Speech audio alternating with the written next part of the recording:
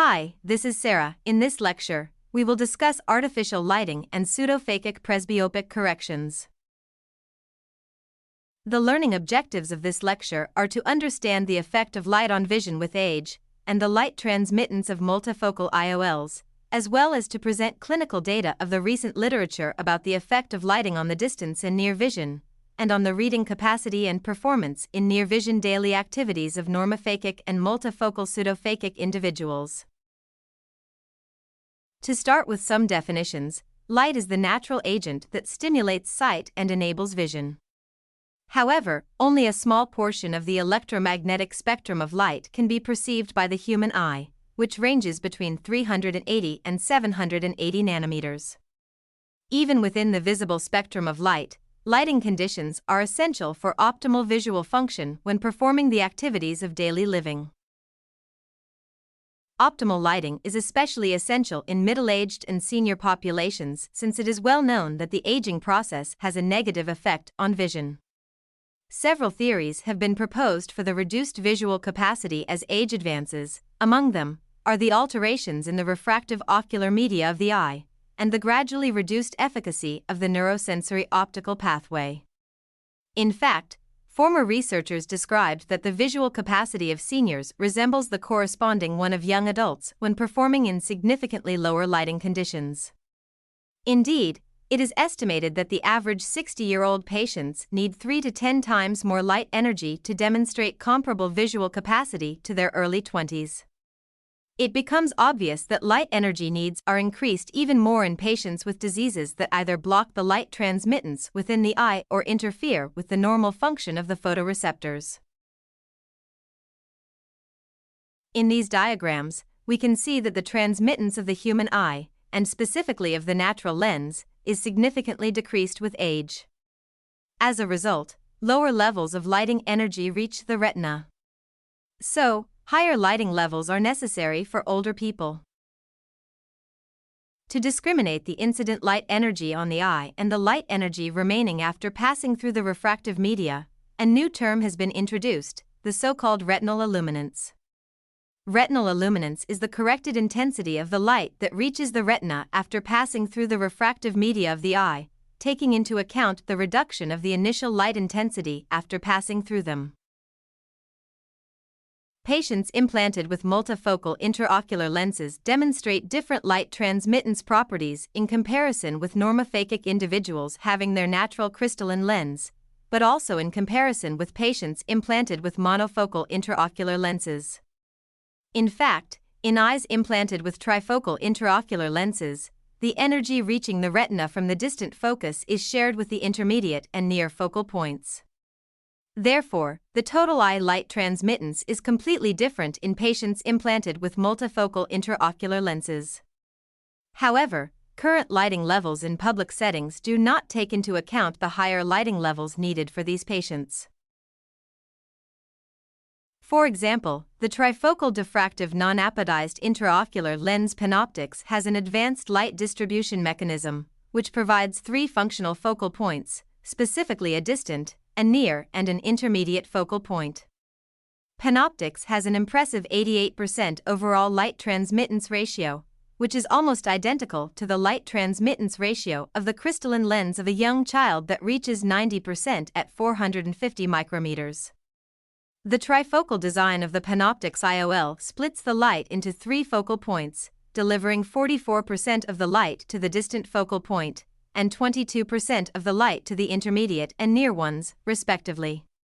Therefore, Panoptix light transmittance ratio for the distant focal point is almost half than the corresponding one of the crystalline lens. Another example of multifocal IOLs is the bifocal hybrid apodized intraocular lens Restore.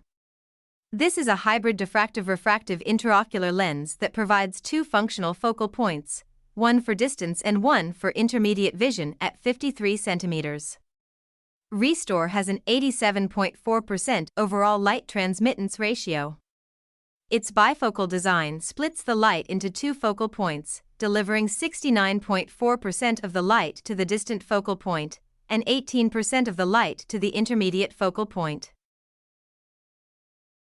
In contrast to the two aforementioned intraocular lenses, the human crystalline lens is a monofocal ocular medium that has the ability to modify its shape and geometric properties according to the focal point. Therefore, in pre-presbyopic eyes, it is capable of delivering the exact same light energy to the retina, regardless of the distance of the object. Based on the total transmittance values of the Panoptix IOL, as presented in the left figure, the lower and upper spectral transmittance values for the distant focal point have been calculated and are presented in the right figure, being compared at the same time with the spectral transmittance values of a 53-year-old crystalline lens. The transmittance values with a spectrum higher than 580 nanometers are considered stable, with 43% and 43.6% for the lower and upper value, respectively. The maximum difference in transmittance values is 9.5%, observed at 420 nanometers. In the figure of this slide, we can see the relative luminous efficiency function for eyes implanted with the Panoptix IOL, compared with a 53-year-old crystalline lens. The maximum value of Panoptix luminous efficiency function plot is 56% for 550 nanometers, while the corresponding minimum value is 55.4%, in comparison with the standard luminous efficiency function plot constructed according to the subjective visual perception of light of 53-year-old individuals. Thus, according to theoretical calculations, it has been found that people who undergo pseudophakic presbyopic corrections with the intraocular lens Panoptix perceive 54 to 56% of the lighting levels that are perceived by people having a clear natural lens. These theoretical results indicate that pseudophakic eyes implanted with Panoptix IOLs require between 78.6% and 85.19% more illuminance for equal retinal illuminance with the normophakic ones. So, to test these theoretical calculations, a clinical study was performed to identify the extent to which implantation of trifocal diffractive intraocular lenses can modify light transmission through the eye, and estimate the necessary lighting adjustment to address the lighting needs of patients following pseudophakic presbyopic corrections. For the sake of this study, an examination room with user-adjustable lighting with a color-correlated temperature of 4000 K was constructed. Both patients implanted with the trifocal diffractive IOL Panoptix and individuals without cataract having their crystalline lens participated. Following the assessment of their uncorrected distance visual acuity at the illuminance level of 550 lux, which was considered the optimal distance visual acuity, the minimum required illuminance level that the patients needed to maintain their optimal distance visual acuity was examined. It was assumed that any reduction in distance visual acuity under a specific level of light illuminance should be attributed to lower retinal illuminance. These experimental outcomes are very close to the theoretical calculations, suggesting that Panoptix eyes require 76.34% more light illuminance for equal percentile distance visual acuity with the normophakic eyes at the illuminance level of 20 lux. The difference in lighting needs between pseudophakic and normophakic eyes is gradually reduced until the level of 191.05 lux, when Panoptix eyes reach their optimal distance visual acuity. Best-fitting curve modeling of the experimental measurements allowed the development of a predictive mathematical model for the impact of illuminance on uncorrected distance visual acuity, and for the additional absolute and percentile illuminance levels for equal distance visual acuity of the multifocal pseudophakic eyes with the normophakic ones. Within this context, the impact of illuminance on the distance visual acuity, expressed in percentile, derives from the presented formula. Fitting curves for the distance visual acuity of the normophakic and pseudophakic patients at different illuminance levels are presented in the right figure. According to equation 5, the necessary additional absolute illuminance level for the pseudophakic trifocal eyes to present equal percentile distance visual acuity with the normophakic ones derives from formula 7, applying a tolerance rate of 2.4%. The necessary additional percentile illuminance of pseudophakic trifocal eyes for equal percentile distance visual acuity with the phakic ones for different illuminance levels is presented in the right figure. All the aforementioned outcomes are related to the lighting needs of normophakic and multifocal pseudophakic patients for their distance vision. Now, let's talk about some results related to near vision and reading capacity. It is already known that near vision capacity depends heavily on light conditions. Moreover, reading ability is a fundamental daily task of the modern Western patient. When the near vision capacity was compared in 3 light intensity and light temperature levels among patients bilaterally implanted with monofocal, bifocal hybrid diffractive refractive, or trifocal diffractive IOLs, it was found that patients implanted with trifocal diffractive IOLs present superior reading ability in comparison to bifocal hybrid and monofocal IOLs. Specifically, patients implanted with trifocal diffractive IOLs present the best reading ability that is light intensity independent. However, their performance is reduced at 6,000 kelvins. Thus, the prevalent intense, cold lighting of modern working settings does not contribute to superior near vision capacity. Therefore, lighting recommendations for these patients should be revised. On the other hand, bifocal patients benefit from intense, cold lighting and, in the majority of their near vision tasks, are spectacle-free. Finally, monofocal patients demonstrate their maximal reading ability at 750 lux, when compared with 250 lux and 500 lux, and 6,000 kelvins, compared with 3,000 kelvins and 4,000 kelvins.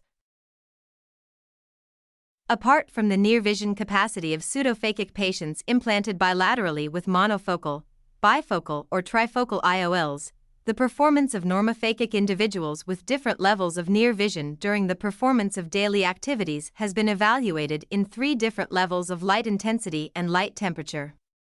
According to the corresponding results, it was found that visual performance in different daily activities is affected by lighting conditions. Specifically, a significant difference in ADL score has been revealed among 3 different lighting combinations of progressively higher lighting intensity and higher lighting color temperature in daily activities using printed material. While no difference has been revealed in almost all daily activities using screens or needing manual dexterity. In general, the lighting setting of 25-foot candles 3000 kelvins was the most demanding lighting condition, while the lighting setting of 75-foot candles 6,000 kelvins was the most comfortable one. Moreover, people with moderate near vision benefit significantly from high-intensity cool lighting in their visual performance, especially in printed reading activities. On the other hand, people with good near vision are not affected as much by good lighting since they perform sufficiently in their activities of daily living even under low lighting conditions. Finally, for people with poor near vision, even optimal lighting is insufficient to complete an activity that requires good near vision. Taking all the above into account, the question arises as to whether the visual performance in daily activities requiring near and intermediate visual capacity differs depending on the light temperature, light intensity, and IOL type. In an attempt to answer the above question, the visual performance of patients following premium pseudophakic presbyopia correction was compared in an experimental lighting facility in 9 different combinations of light intensity and light temperature for a series of daily activities that require near and intermediate vision. In the corresponding study, participants bilaterally implanted with trifocal, bifocal, or monofocal IOLs were included. All of them addressed 10 activities of daily living requiring near of intermediate vision, in each lighting setting. These activities required reading on paper, reading on digital screens, or manual dexterity. According to these results, patients who have undergone monofocal pseudophakic correction seem to be independent of their glasses in daily activities of low and moderate difficulty, especially when high-intensity cool lighting is available. Similarly, patients who have undergone bifocal pseudophakic correction also benefit from high-intensity, cool lighting and, in the majority of daily activities requiring near and intermediate vision, do not need their glasses, especially in daily activities of low and moderate difficulty. On the other hand, patients who have undergone trifocal pseudophakic correction benefit from high-intensity daylight and show better near vision ability in difficult daily activities that require near vision. To summarize, patients implanted with trifocal diffractive IOLs perceive significantly lower illuminance levels and need significantly more lighting levels in comparison with participants with a clear natural lens to reach their maximum distance visual acuity. Moreover, patients implanted with trifocal diffractive IOLs present superiority in near vision and reading capacity in high-intensity daylight, while patients implanted with bifocal hybrid or monofocal IOLs present superiority in high-intensity, cool lighting. Finally, people with moderate near vision benefit significantly from high-intensity cool lighting in their visual performance, especially in printed reading activities. Current lighting levels in public settings might not address the lighting needs of patients implanted with trifocal diffractive IOLs. According to the literature, the necessity to introduce postoperative guidelines for multifocal IOL implantations is indicated to address task and environmental lighting needs to enhance the efficacy of these operations. On the next 2 slides, you can find a few references for further reading. Thank you for your attention. I hope you enjoyed this presentation on artificial lighting and pseudophakic presbyopic corrections, and please don't forget to run the self-evaluation tests of the lecture.